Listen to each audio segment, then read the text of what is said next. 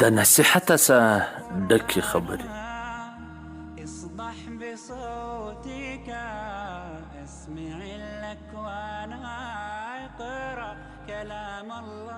محترمو عزتمنو، دا نن سبا ماحول ډیر خراب دی. څه وجه ده؟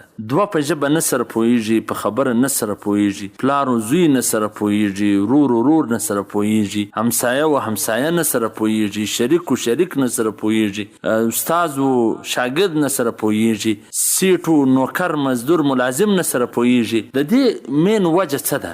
عزتمنو محترمو عزتمنو، تقریبا 3 کاله یا 4 کاله کیږي زه د خلکو مسایل اورم او د دې مسایل جوابوم. د واتساپ په ذریعه سره یا د ټلیفون په ذریعه سره. واتساپ او ټلیفون یو د پردې شاته دنیا ده، نو هر څوک هر رنګه پوښتنه کوي چې د څنګه پوښتنې سره مخامخ وي دی هغه کوي. ځکه مخامخ خو څه حیا یا شرم یې مخ ته وي نه شي کولی. پر واتساپ خو هر رنګه پوښتنه څوک کوي چې هر څه ورسره راغلي. نو په دې کلونو کې چې ماته کومه اندازه وسوله چې آیا دا خلک په کومو مرضونو کې زیات مبتلا دي. هسې خو ډېرې ناجوړې شته، لیکن 2 مین غټې ناجوړې چې ماته راښکاره سولې هغه دا چې په دې خلکو کې په دې معاشره کې 2 شان ډیر زیات خراب دي. هغه داسې چې یوه نطفه یو نفقه. نطفه په دې لحاظ سره خرابه ده. ډیر کسان داسې زما سې پوښتنې کړي دي ښځې پر طلاق کې دي لیکن ورسره ناست، زنا ورسره کوي، اولادونه پیدا کیږي، خلک خو نه دي په خبر. دا ټوله په مرداره نطفه پیدا کیږي. داسې خلک شته چې د اسلام څخه وتلي دي، کفري الفاظ استعمال کړي دي، زنانه و نارینه، چې دوی په دې نه پوهېږي چې آیا په دغه الفاظ سره سړی د اسلام څه وځي. په شاعر اسلام باندې پسخن وي، د نبي علیه الصلاة والسلام په سنتو پسخن وي، د نبي علیه الصلاة والسلام په احکامو پسخن وي، په آیاتونو باندې پسخن وي، په ژورو باندې پسخن وي، په علماو پسخن وي، په دیندارانو پسخن وي. یعنی داسې اعمال و افعال کوي چې په هغه سره دوی د اسلام څه وځي، دوی د اسلام وتلی دي، ښځه نکاح ماته سوې ده لیکن برته دوی کوروالي دي کوي.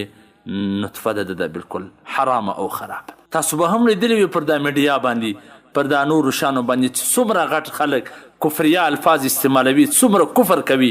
دی الانکې کفر نه بولي، هغه کفر دی چې د علماو د مفتیانو څخه پوښتنه وکړي د دا سړي نکاح ماته سوې ده، دوباره چې نکاح ونه تړي، ایجاب و قبول ونه کړي، ولورې ونه ټاکي، د 2 ګواهانو مخته ایجاب و قبول سره ونه کړي، دا نکاح دا ښه ده وده ته نه جایز کېږي.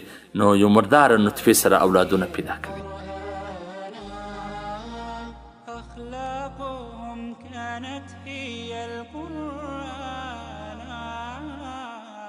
دویم څکه غټه ناجوړي ماته راښکاره سوله هغه نفقه حرامه ده. د یو سنه د دویم سړي پوښتنه دا وي چې کاروبار پوښتنه وکړي هغه ناجایز، شي پوښتنه وکړي هغه خرڅلاو ناجایز وي. دوکې، درواغ، قسمونه، طلاقونه پر یو شي باندې اخلي چې دا ماته په دونې پروت دی، ما په دونې رانیولی دی، په 20 مې رانیولی دی، هغه به نو د په 10 رانیولی شی به 2 لمبرې چین به جوړ کړي، ده به د جاپان ټاپې پرولي. په اولو بادامو به 2یم بادام ګټ کړي، په اولو وریجې به 2یمې وریجې ګټ کړي، 2 پارسله سره ګټ کې مثلا 2 پارسله اول یو پارسل بل پکې واچي، 3 پارسله زنجوړ کې، دغسې په دواو کې، په بره کې، په چاو کې، په وړو کې 50 کیلو وي دی یو رقم کړی وي، یا غوړي 20 کیلو وي، 1.5 کیلو یې رقم کړی وي، چې زه تاسو ته وځ ښکاره کړم. یقین ومنه په دا ټوله ښار کې به داسې ډېر کم کسان پیدا سي چې د هغو نفقه دې حلاله وي. نو په کومه معاشره کې چې نفقه هم حرامه وي، په کومه معاشره کې نطفه هم حرامه وي، نو د هغه چې کوم نوی نسل راځي هغه خو به ټوله خراب وي، ځکه ټول سره اخته دي. نو عزتمنو، زه تاسو ته دا خواست کوم، دا زاري درته کومه چې دغه نطفه او نفقه برابره کړي، د خپلې خولې سره خیال وساتي، د خپل اعمالو سره خیال وساتي، د خپل نفقې سره خیال وساتي، د علماو څخه پوښتنه وکړي، د مفتیانو څخه پوښتنه وکړي، دا کاروبار تکې، دا تجارت تکې، دا جایز دی او کنه دی. دیندار خلک دي، زه پوښتنه ځم وکړم کله کله د خود ستا کاروبار چې پوښتنه ځم وکړم هغه ناجایز وي، شرط باطل پکښې وي، شرط فاسد پکښې وي، لیکن دی په خبر نه دی، د کلو سره روان دی چې صحیح. نو هر سړی د خپل کاروبار تجارت په باره کې یو ځلې د خپل نږدې مفتیانو سره، د فقهاو سره معلومات وکړي چې زه په دغه طریقه کاروبار کوم تجارت کوم دا جایز دی او کنه دی د صحابه کرام رضی الله عنهم اجمعین په زمانه کې چې چا به تجارت او کاروبار نه وي زده کړي هغه کاروبار ته نه پرېښوي دکان یې نسو خلاصولی نو یار زده کړي بیا وکړي د خپل نفقه ځان ته حلاله کړي هسې نه چې ستاسو وروسته هغه ستا د مردارې نفقې څخه نور خلک ګټې اخلي عیاشي پکې کوي او په دوژخ کې و تا ته د هغه سزا درکول کیږي الله دې زموږ پر حال باندې رحم وکړي والسلام. قدرمنو اوریدونکو تاسو د محترم الحاج مولوي عبدالرحمن صمیم صاحب و سهارني نبوي حدیث ته غوږ واست.